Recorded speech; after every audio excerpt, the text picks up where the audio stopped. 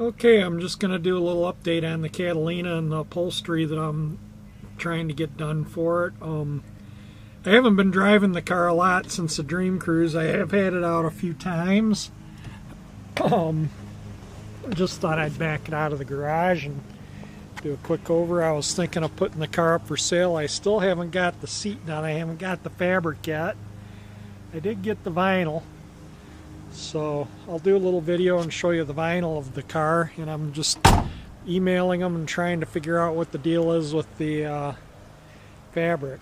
So that was the holdup on selling the car, was getting the fabric. Now if you haven't been watching my videos, you can go back and see getting this 1960 Pontiac Catalina barn find back on the road. It sat for darn near 4 decades, and it held up. I put about 3,000, a little over 3,000 miles on it this summer so far, and there's still some cruising. I'm gonna go on a fall color tour here in a few days, and I think I'm gonna take the '59 Chevy for that, and so I've hardly driven it, and I'll post a video of that. But this is just kind of a once around on the Catalina here, and like I say, I'm thinking of putting the car, contacting some people, see if somebody wants to buy it.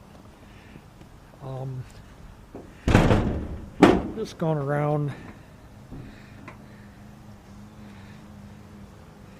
kind of see under the hood. Still looks pretty good under the hood, mostly original. That is the little flyer I put on the, whoops, get out of the, on the fan shroud thing, so when the hood is up at cruises, people can see about the car. So let me get the upholstery out, and we'll do a little work on that too. I just thought I'd show a little in the trunk. I did save all the original parts from the car. They're still in the car. The stuff that was in the car from when I purchased it still in the car.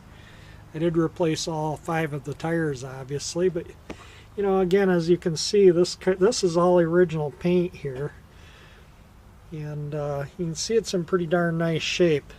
I got the manual for the chassis and the body, and I think there's one for the hydromatic transmission here too. Yeah, right there. So I got 3 of the shop manuals for the car. That's original paint. That's original paint. That's all original paint. All original paint. You can see this car, really solid old car. Trunk lid's original paint. Now you can see the flaws in the, you know, where it had surface rust on the trunk lid. But it still looks pretty darn good. And the undercarriage still looks nice. It does have a little bit of a rear main engine oil leak. It still has the exhaust system on the car from when I got it, single exhaust. So yeah, you can see the car has held up really well with a full summer cruising. I've driven this car almost as an everyday car all summer long, and it's a fun car to drive. It's a nice driving car. So let me get the upholstery and kind of get a little video of that. Alright, this is the roll of vinyl. This is inside, so I'm not taking it outside, but this is the vinyl for the seats. Got enough to do the front and back seat. I was only going to have the front seat reupholstered. Okay, and this is the piece for the back seat that has those on them. So if somebody in the future wants to have the back seat reupholstered, will have everything to do it.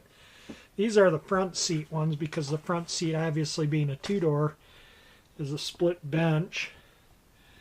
So we got the front and rear seat vinyl and the main vinyl. I'm just waiting on the fabric for this car. Once the fabric comes, the upholstery can be done. Now again, I don't want to store this car for the winter. I want to free up my garage, so I'm thinking of trying to sell it, and I'm going to be pretty firm on $20,000 even with the seat not done. I think that's a fair price on this car. And you will get all this if I sell it before I get the fabric and get the seat done. And when the fabric comes, I will send it on to the new owner so they can get the seat done. So yeah, that's just wanted to do a little video with what upholstery stuff I have got for the car. This is under the front, and again, like I say, it has a little rear main oil leak. It drips on the ground. It has a couple valve lifters that tick a little bit when it's warmed up. When it's cold, it's no noise in the valve train whatsoever. But when it is warmed up, it does have one lifter on each side that kind of ticks a little bit, and I think those were probably the ones that the valves were open when it sat for almost 4 decades. So maybe a couple more oil changes and a little bit more running. They have quieted down a bit over the summer driving.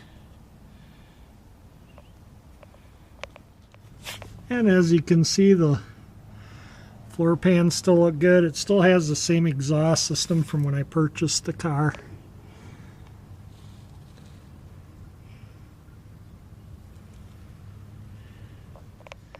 This is the driver's side. The other side was the passenger side. You can see the fuel line, which is all new from the tank to the fuel pump.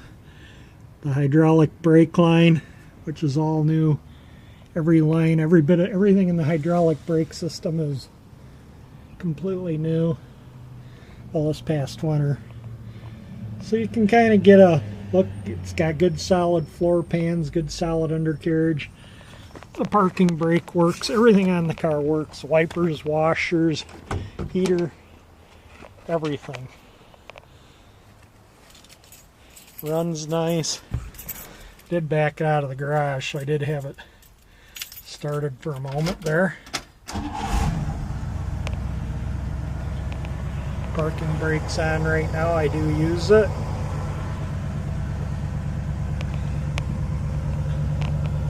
Generator showing a little bit of a charge. Cold lights on. It's on a little bit of the fast idle because it's cold. Oh, and the armrest needs to be upholstered there. I was going to do that with some of the leftover seat vinyl, or use some of the old seat vinyl from the front seat.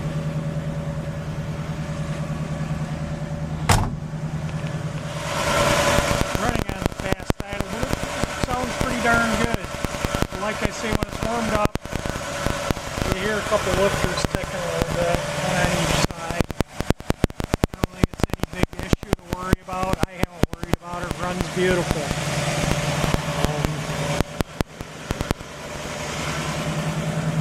It does require premium gas because of the 10.5 to 1 compression ratio.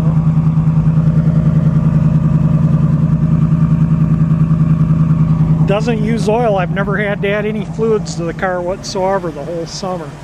Trans, power steering, engine, nothing has lost any fluids. That'll warm up a minute and I'll idle it down. Alright, the engine's on this fast idle. You can hear a little bit of lifter noise. I think this side it's a little louder.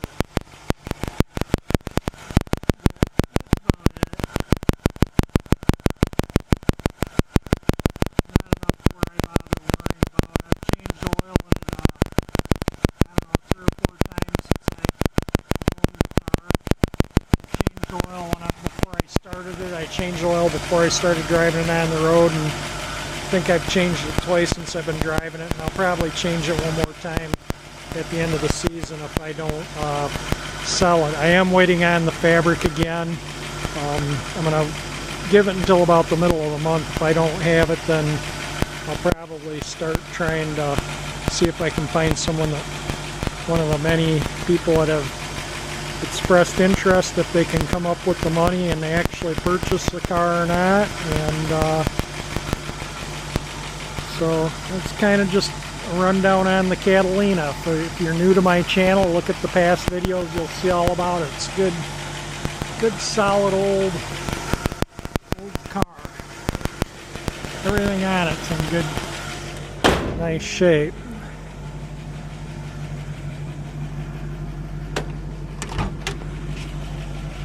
Bottom of the doors, everything's nice, and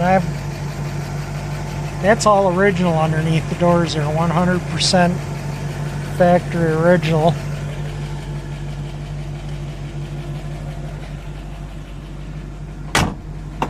So yeah, there's a chance I might be, like I say, selling the car. It's got G7814 bias ply tires. You know, they don't ride as good as radials. You feel the bumps a little bit more, and sometimes you feel the grooves in the pavement. But this car actually drives pretty darn nice for bias ply tires on it. It drives like a new car. It drives better, way better than my '59 Chevy.